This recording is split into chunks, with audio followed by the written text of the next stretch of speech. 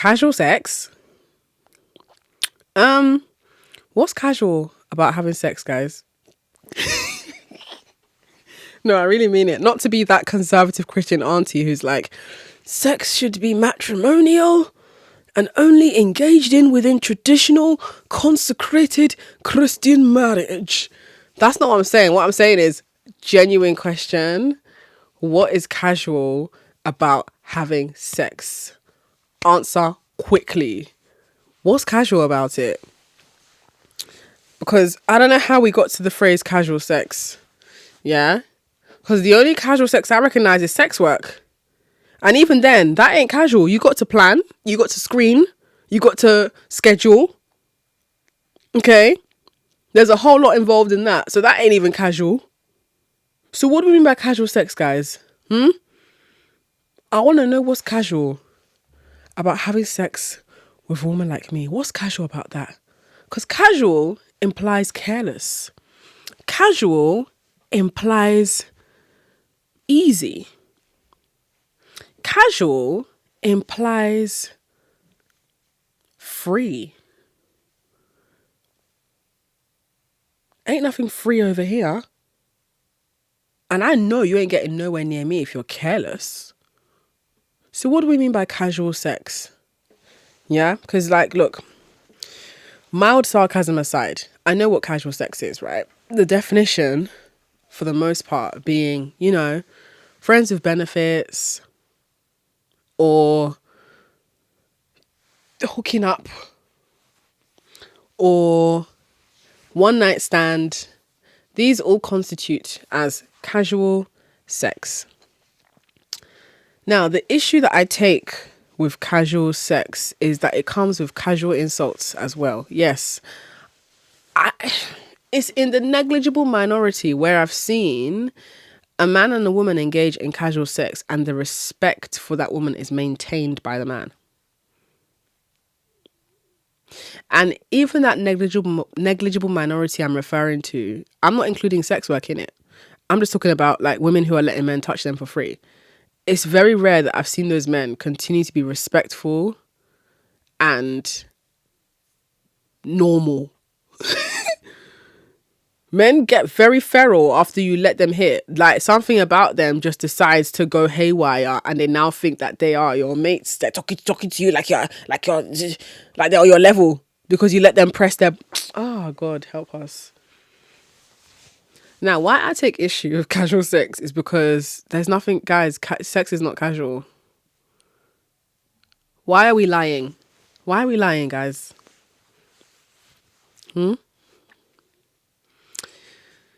Let's be honest with ourselves about this matter, because the honesty will lead us to freedom. Yeah? I too used to believe in casual sex. Yeah? I have had a casual sex before. Yeah, I have casually allowed a man to sleep with me. And I phrase it in that way, as in casually allowed a man to sleep with me. Because language is important, right? If we pick apart that sentence, casually allowed a man to sleep with me. The key words here are casually, allowed, and sleep with me. Let's focus on the word allowed. I've casually allowed a man to sleep with me. The word allowed is really important here because when we're having sex with men, sex isn't something that is done to us despite how men see it, because men see sex as something that's done to us. Even though we know sex is a mutual activity that requires two active, consenting, involved participants, men see sex as something that's done to you. That's why they use phrases like, she let me hit, I cracked her, I fucked her. They see it as something they're doing to you. Now, allowed. I casually allowed that man to have sex with me. Allowed is important language here because when you're having sex with a man, you're granting him access to your body. You are allowing him to touch you. You're allowing him to be inside you. He can't have sex with you without your permission. You are quite literally the gatekeeper.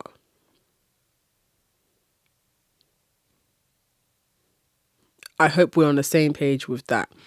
I am not negating or ignoring scenarios that involve sexual assault where it's not about them taking permission. They're just taking what they want to take from you. I've experienced that before. What I'm talking about is casual sex. Consenting casual sex. You casually allowed this man to have sex with you. Now let's talk about the phrase sex with, because we briefly touched on men see sex as something that's done to us. We see sex as something we do with men. We don't see sex as something we do to men. Like, we don't say things like, I cracked him.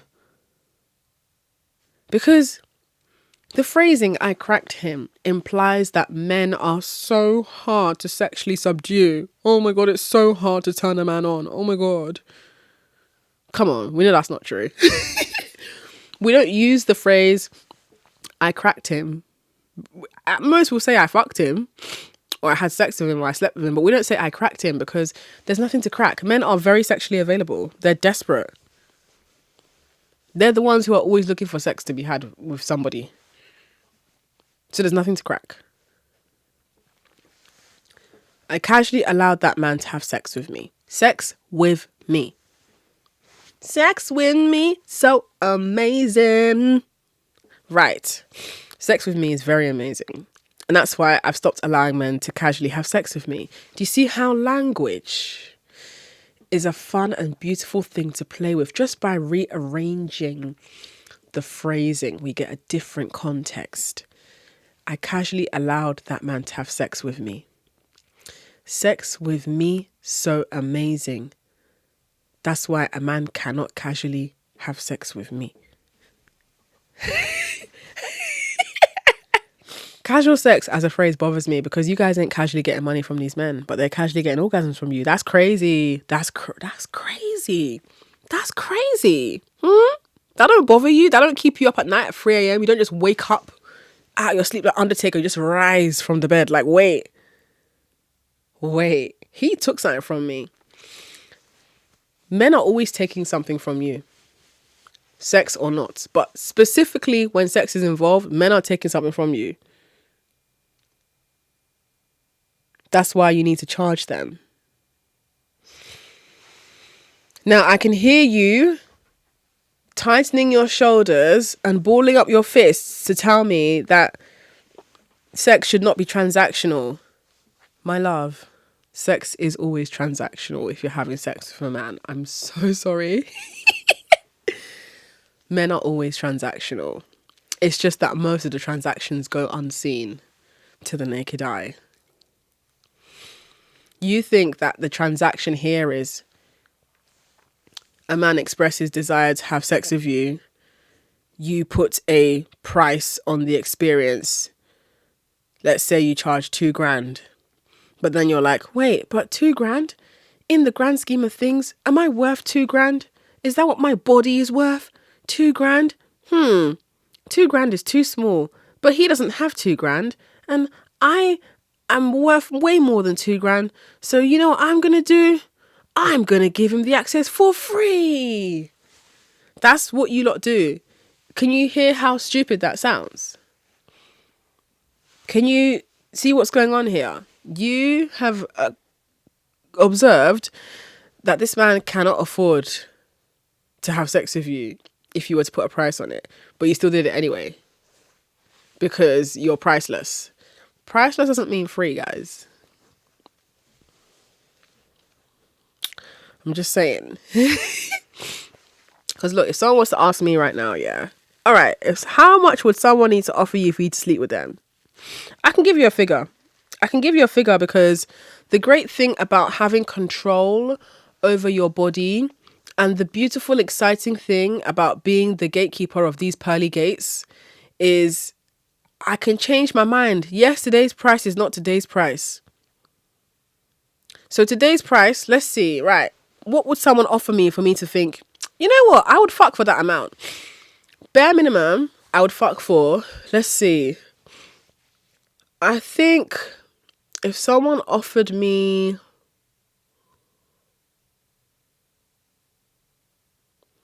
if someone offered me 100k, I would do it.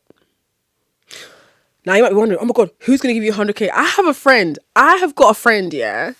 I've got a friend who told me that some guy offered her 120,000 pounds for her to come with a friend, if she wanted to come abroad. I think it was to Dubai or something, and it wasn't involving any Dubai potty situation. This wasn't what you think it is.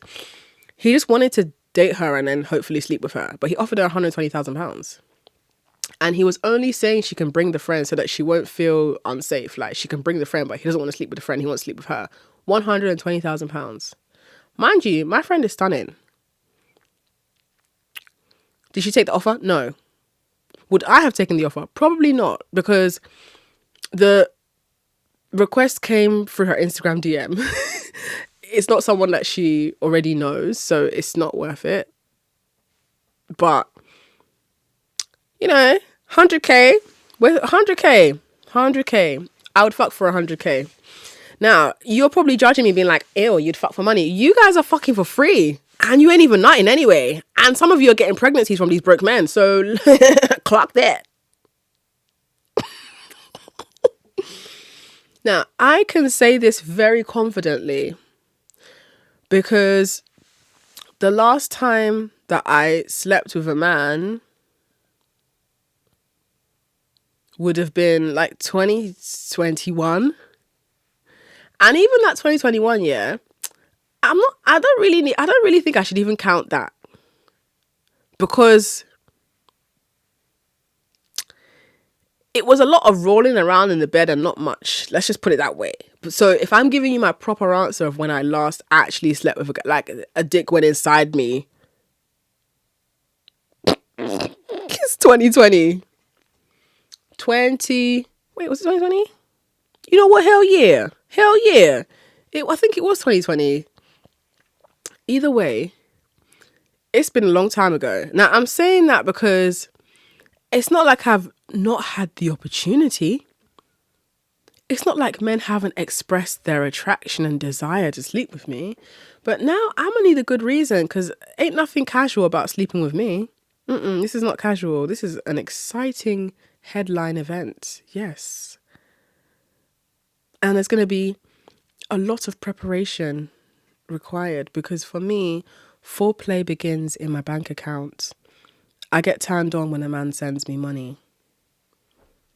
So for us to begin the process of us sleeping together, you're going to need to stimulate my bank account.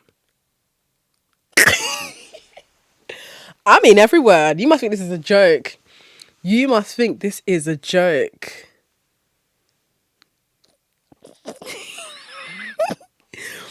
So when women are telling me they're having casual sex, I'm scared. What's casual about that? You should be getting paid, girl. The only people I know who are having casual sex and doing it properly are sex workers. And even that process ain't casual, girl. There's a whole vetting process. These men need to submit their IDs and or provide a reference of at least 2 other women who they have slept with. And the reference isn't to check if he was good in bed. No.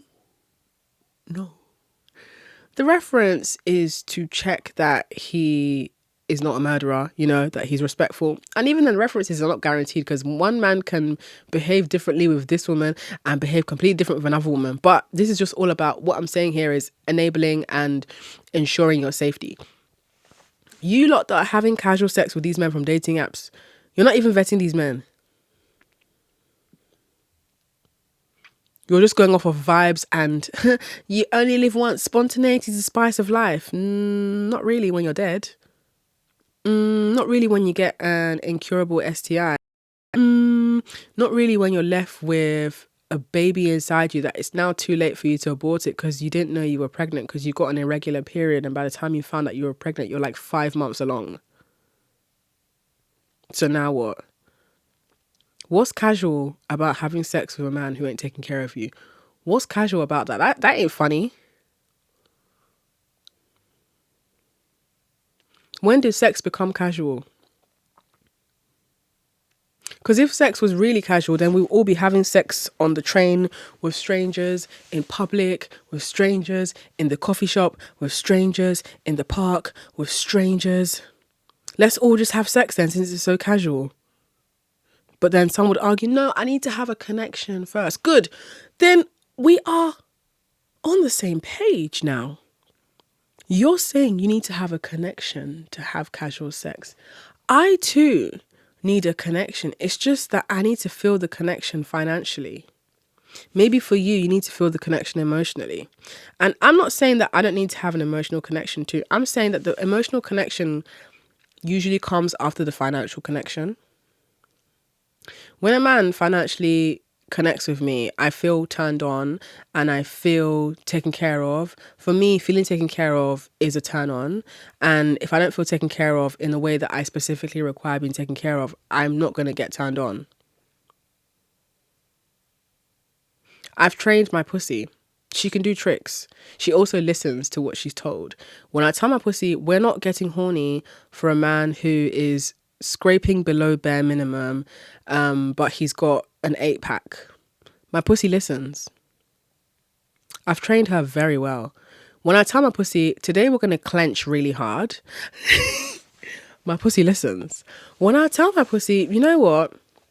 This guy is unserious and how he's treating you is not personal. He's just doing what has always worked for him, so we're not going to sleep with him. Guess what? My pussy listens. I've trained her and she is a good sport. Okay? I don't feel inclined to casually sleep with men. That shit is mind-boggling to me. And I'm not even a religious person who is like holding my pussy for the man who's going to love me. That's crazy. I ain't doing that either. But what I'm saying is that sex is a very potent and powerful energy. If it wasn't potent, if it wasn't powerful, the world wouldn't revolve around it. We wouldn't need to use sex to sell perfumes. We wouldn't need to use sex to sell cars. We wouldn't need to use sex to sell jewelry. If you pay attention to perfume adverts specifically, perfume adverts are always really fascinating because you can never communicate how something smells through a visual. Yeah, you can show an image of flowers on a macro lens. You can show an image of water bursting out of a droplet of something, I don't know, a balloon or something.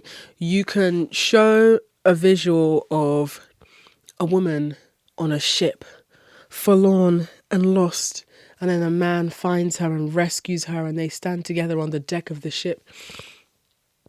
But that doesn't tell me that this perfume smells like bergamot and cinnamon. It just tells me that there is sexual tension and this perfume is supposed to communicate sexual tension. This smell is supposed to communicate sensuality somehow from a combination of crushed peonies and amber. I find it so fascinating that yes, we use sex to sell things because sex is something that is so intrinsic to the spectrum of human desire. We desire food, we desire oxygen, we desire companionship, we desire community, we desire laughter, we desire inspiration, and some of us desire sex. And I specifically say some of us because there are asexual people. I am on the asexual spectrum as grey asexual. Sometimes I regret telling you guys that I'm asexual because people be trying to use that as a way to try and discredit my outlook in a way where they're saying, oh, it's easy for you to say that you're not going to sleep with a man who's not impressing you because you're asexual. It's like, can you not hear yourself? You don't need to be asexual to have standards, guys. So what are you saying then? If a woman is straight, then she just has no hope to have any standards. Is that what we're really doing? Come on. Let's use our brains and let's employ some accountability here. There is nothing casual about having sex with a man, especially a man you don't know. That is very crazy work. I'll tell you why that's crazy. Because men already feel entitled to you. Do you know that? And when men view something as easily accessible, like sex with you, they're not going to value it. In fact, if you got into a relationship with a man through you guys just being casual sex partners, just know that if you decide to turn that relationship into something more serious, like you actually start dating, just know that he's not necessarily going to get that much better than the man you already know him to be, because you've already given him the ultimate reward, which is sex. Now, I can hear you getting defensive and saying sex is not a reward. Sex is an activity that both people participate in.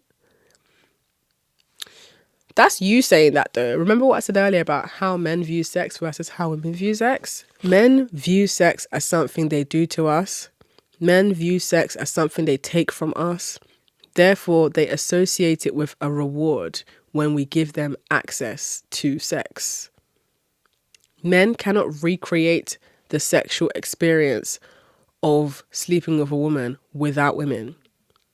If men could recreate the essence of what it truly feels like to sleep with a woman, they would have done away with all of us by now. They hate us so bad. The only reason they haven't killed us all off is because they need to have sex with us, because they can't recreate it without us. No amount of fleshlights and blow-up dolls compare to the real deal of a grippy, wet, warm coochie. Thank you, Jesus. So when you see men trying to act unbothered when they clearly have a hard on, that tells you that they are fighting more than just their urges. They are also fighting their own ego, because their desires are not casual. They really, really need to have sex with us. We don't really, really need to have sex with them, though. We have conflated sexual validation with actual general human validation, in the sense that for a lot of us, when we have sex with men, we feel this sense of, I matter. Someone has selected me as worthy of partnership, even if it's just sexual. Someone is aroused by me, even though I have a body that I don't necessarily like.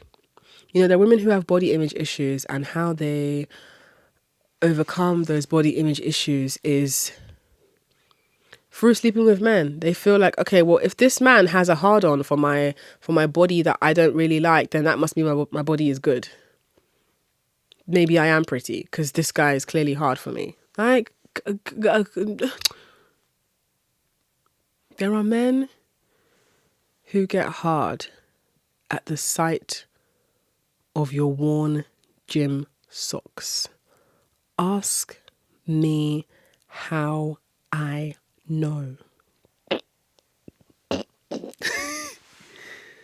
Oh my God. Being a dominatrix really taught me everything I needed to know about men. I've seen enough to know that, one, sex is not casual, and two, men are not good people. Deep down, they're deeply selfish, and they hope that we don't realize that. They hope that we continue to be empathetic towards them. They rely on us giving them the benefit of doubt. They get by on us choosing them over ourselves. Now, I don't think there's anything of a man having a hard on over my worn gym socks, because I'm attractive, and it's an honor to be able to smell my worn gym socks, because that's the closest you're ever going to get to smelling me. And yes, I would sell my worn gym socks. Have I had people ask if they can buy my worn gym socks? Absolutely. Yes, they have asked if they can buy my worn gym socks. The problem is that I haven't got any product to sell at the moment because I haven't been to the gym in a while. So I guess I got motivation to go back to the gym now. Yeah, I've had men ask if they can buy my underwear because they want to sniff it. And these are the same men you guys are telling me you're casually sleeping with. You stop casually sleeping with these men. Stop doing that. Because every inch of you deserves to be appreciated thoroughly. As someone who deals with submissive men, I just want to burst the mirage for a brief moment. Just because a man is submissive doesn't mean that he's a better person. It just means that he's more submissive. He's still a prick. Like, a lot of these men will still ghost you. I've had a guy who was very submissive. He was a bit older. Well, I say a bit older. He was in his... I think he was in his early 50s. Very submissive. He was a banker, white, and he used to send me a lot of money in a short period of time. And we had a good dynamic going, you know. He was doing as he was told. I didn't sleep with him. I only would like leash him, make him kiss my feet. But one day he ghosted. And I didn't hear from him again. But in the long run, I benefited more than he did. I used that money was put to very good use. Listen, that money he gave me, I think I used that money to clear my accountant's fees. I also used that money to... What did I use that money to do? I think I even used part of that money to pay for my trip to Nigeria. And this man still ghosted. Now, I'm saying this not to be like, oh, feel sorry for me, he ghosted me. I'm saying this to say, yeah, there are men who will give you more than they're getting from you and they will still ghost you, let alone you guys are sleeping with these men casually and they're ghosting you. I wonder why they're ghosting.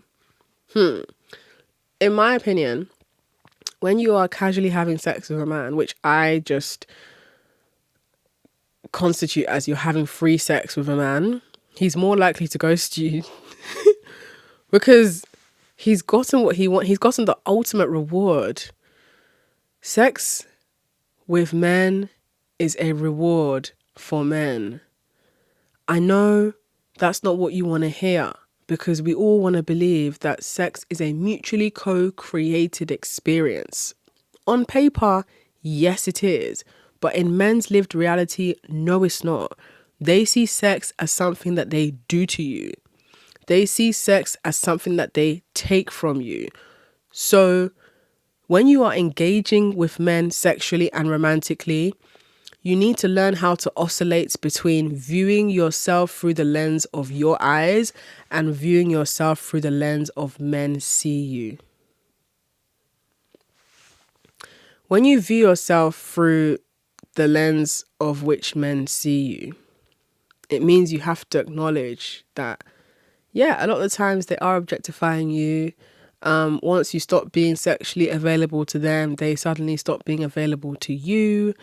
They hope and pray that you never truly know your worth so that you won't charge them for the sex. They know they should be paying for it. There's a woman that they would pay to have sex with. It's just not you because with you it's free, so why should they?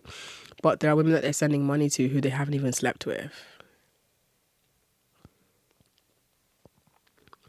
So just think about that. And that's why there's nothing casual about having sex with a man, because you're giving him the ultimate power, the ultimate validation. Why would you validate a man for free? You should be charging. And the transactionality doesn't have to be as mechanical as you think. You can have a retainer, okay? Retainers feel like less pressure. You know, retainers are essentially where there is a large sum of money paid up front to cover the period in which you'll be in each other's lives, okay? And that retainer can be whatever you decide it's going to be, okay? That way you don't feel like you have to ask for money each time you fuck, yeah? If that helps you feel like less of a whore. But you know what? Under patriarchy, guess what? We are all whores. Some of us are paid whores. Some of us are free whores. But we are all whores in the eyes of men. Yeah? That's why you thinking that you're distancing yourself from the prostitutes, the ashawos, the sex workers, you're not a better woman for giving yourself away to men for free. You're just a goofier woman in the eyes of patriarchy, specifically in the eyes of men. Sorry to break it to you, but just letting you know that's how they see you. So the next time you want to have casual sex with that man, make sure you casually ask him for money and see if he'll give you. Because a man feels very comfortable to ask you for casual sex, but you don't feel comfortable to ask him for casual money. Casually ask him for $2,000 and see what he says. Because if he says no, why are you fucking him? That's crazy. That's crazy. What, you think because we haven't been taught to value our sexual essence, that's why you think it's not valuable? Men get by on you not valuing yourself. Men regret and loathe the day that women start charging for what they're worth. And remember, your worth is so expansive and incalculable that no earthly asset or possession or item could match your worth. But we can start somewhere. And that starting point should not be zero. Girl. Punch higher. You can do it. You're worth it and you'll be so surprised. I've had men pay me to ignore them. I did my first ignore session and it was interesting because I was organizing my bag of lingerie and I was visible in the camera and he was just watching me organize my bag of lingerie. And it wasn't like I'm organizing the bag and being like, oh, look at these panties. Oh, like it was just, I'm folding the clothes. I'm like sorting them out by color. I'm bringing out, like it's not even a glamorous process. It's like tote bags stuffed with lingerie that I'm trying to match and organize. And that session was like maybe half an hour and he paid me to ignore him. I didn't have to acknowledge. I was going to organize my stuff anyway, but I just had my webcam on. That's crazy. I mean, it's not crazy that a man would pay me to look at me while I'm organizing myself, but it's just crazy as in the things you can get up to in this world. And men want you to feel like you need to work for their validation. Men want you to feel like they are your equal. Men and women are not equal because a woman would never go on eBay to buy a man's used, worn shoe that has his stench still in the shoe so that she can inhale it and sniff it and get a wet pussy from sniffing the stench of his fermenting shoe. She wouldn't, but a man would absolutely trawl through eBay looking through women's worn shoes to find the one that's the most worn and ragged so that when he buys it and he inhales it, he can smell the stench of a well-worn woman's shoe and he can get hard from that smell because women are above men, so much so that they get off on smelling our stench. Did you know that?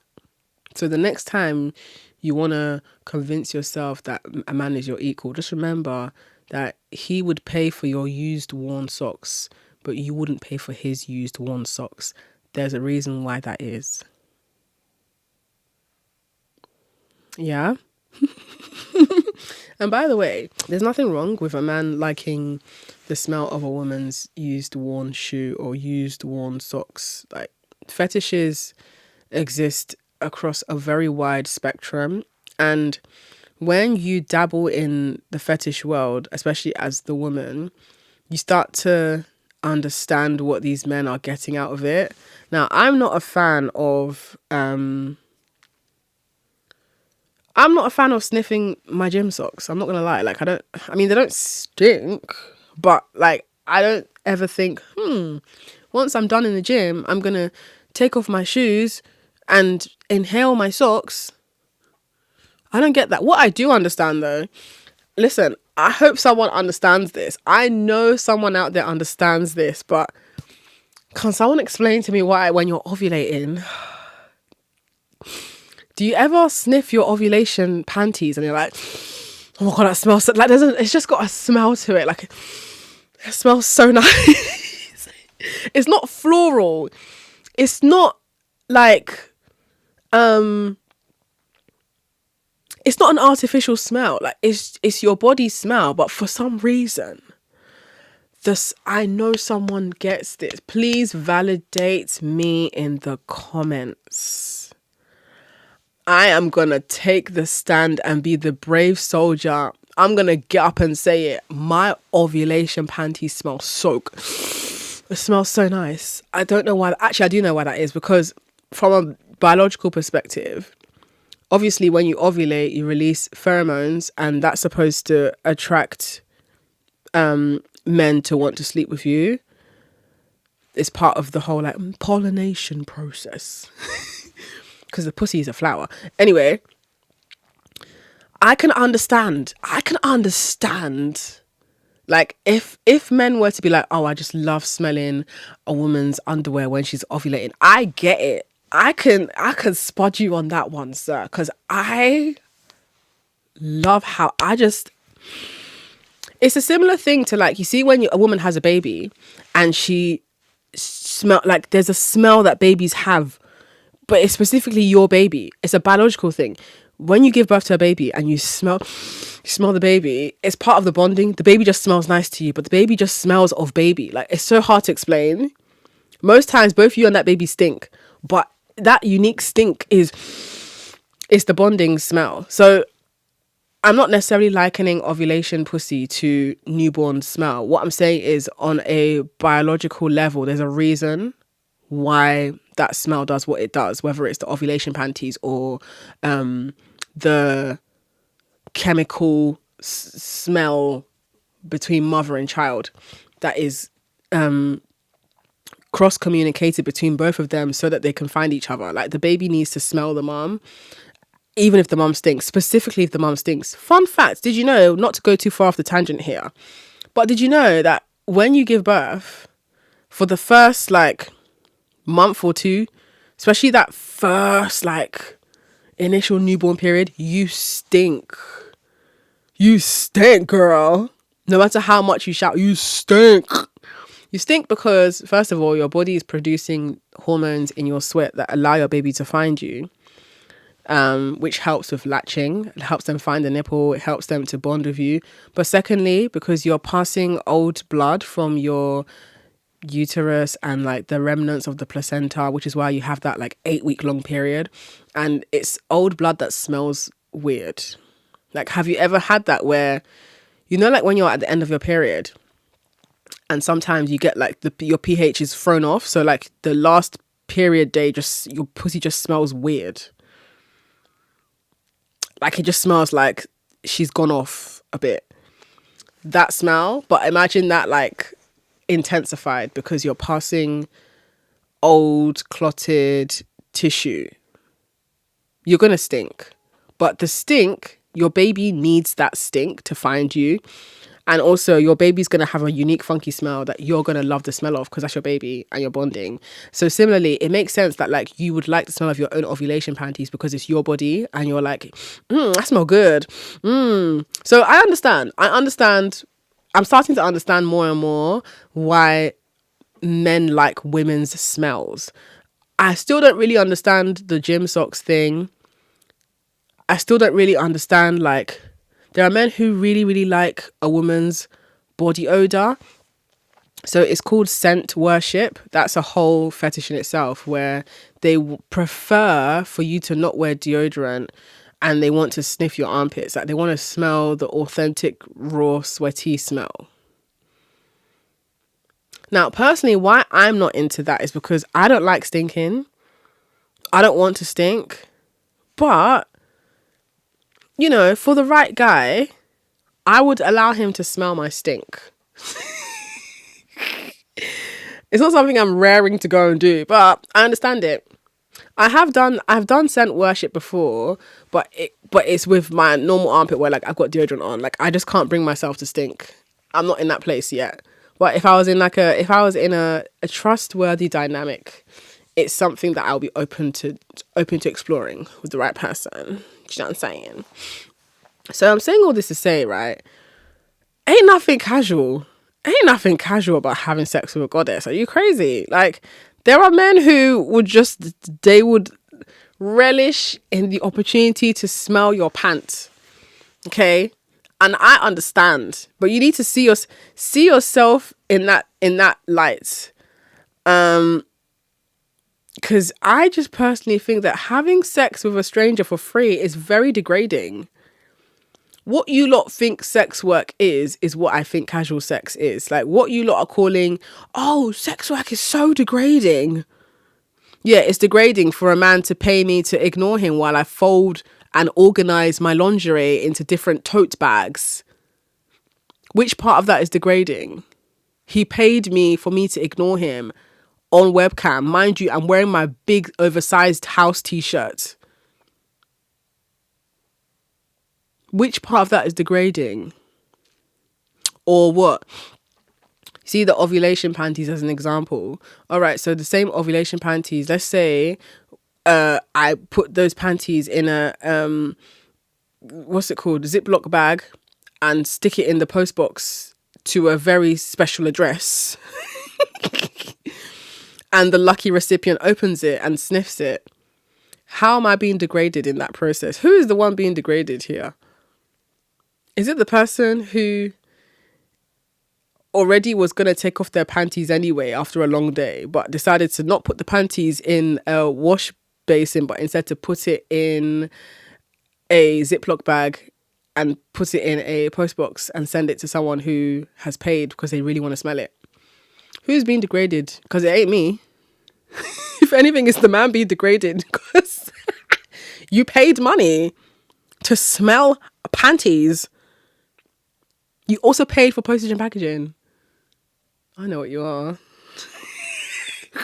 Or when people try to say, oh, it's degrading to be a dominatrix. Yeah, it's degrading for me to tell a man where to send me money and he sends it. Oh, I'm so degraded. Oh no, I'm being trafficked. Help me. Please help. It's degrading for a man to do my Vinted parcels for me. So degrading for him to do the post office run. Oh my God, I'm so degraded by that. Please help. Please save me. Dear feminists. Let me tell you what's degrading. Having sex with a man from a dating app for free. Having sex with a man you met at a party who didn't even buy you a drink, by the way. That man sent you a Monzo request for £2.50 and you slept with him. That's degrading. That's deeply humiliating. That is a very low place to be. And I'm not judging you. I'm saying that that's degrading. He's degrading you. It's degrading. Call things what they are. Degradation is degrading. He's degrading you. Because if that man valued the opportunity at hand here to sleep with you, it wouldn't be for free. And he would know that. And he would honor whatever is required of him. So the next time you're considering having casual sex with a man, just remember there's a man who will pay to sniff your underwear. Okay? Don't be sleeping with these boys who are making you feel like you're here to perform for them. When did we get here? How did we get here? Nobody's supposed to be here. What? What? What's going on here, guys? No. Listen, if you guys want to judge me for the way I live my life, you're welcome to judge me. But guess what? There ain't no man making me feel small about myself. Hell no. I'm the one who's making men feel small and they're paying me for it. I take ownership of every adult choice that I am making and I know why it serves me. So I'm not saying that you need to start selling your panties. I'm not saying that you need to start selling your worn, sweaty gym socks. I'm not saying that you need to become a dominatrix. What I'm saying is that you need to stop letting men think access to your body is casual, because it's not. It's not. You are a remarkable human being and you deserve a lot more than a man sliding his unsanitized fingers inside you. Please, value yourself. Start somewhere. Some is better than none. Okay? Yes, in the grand scheme of your earthly existence, your worth and your value is incalculable, and no earthly asset or possession could ever mirror your worth. But you're worth more than zero. So don't conflate zero with priceless. Thank you for listening. And I hope you have a lovely day. I will catch you in the next one. Bye.